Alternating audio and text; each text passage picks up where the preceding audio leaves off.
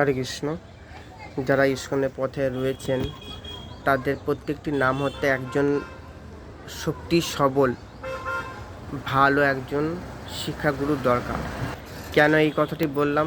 যেহেতু ইস্কন আমাদেরকে সমস্তটা সম্পূর্ণভাবে ভালোভাবে বাঁচতে শেখাচ্ছে, অর্থাৎ আত্মাকে সুস্থ রাখা, সবল রাখা, ওকে সমস্ত রকমভাবে পুষ্টিকর খাবার দেওয়ার জন্য সব রকমভাবে ইস্কন চেষ্টা করছে।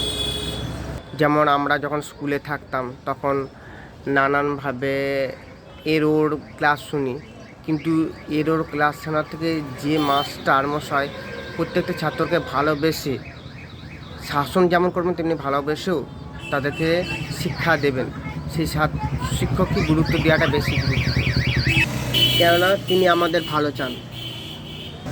আমি এখন আছি সিধা মায়াপুরেতে, সেখানেও দেখছি একই অবস্থা। অর্থাৎ আমরা যেখানে ঘর ভাড়া হিসাবে থাকি জলকর মাঠে, সেখানেও দেখছি একই পরিস্থিতি। এইভাবে করলে বেশিরভাগ সময় আলস্যতা আমাদের মধ্যে দেখা যায়, কেননা সবাই করছে, হ্যাঁ আমিও তো করছি। ওরা বা 5টার সময় ওঠে, আমি 5:30 উঠলেই বা কী ক্ষতি আছে?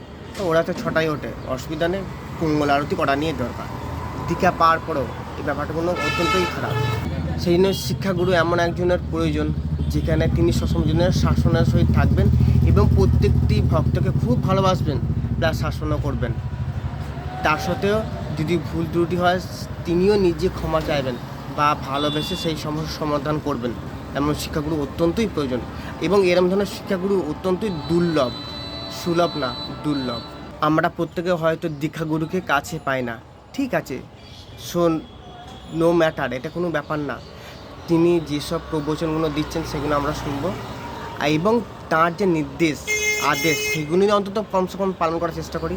পালন করলেই দেখব যে আমরা গুরু মহারাজের আমরা নির্দেশ পালন করছি।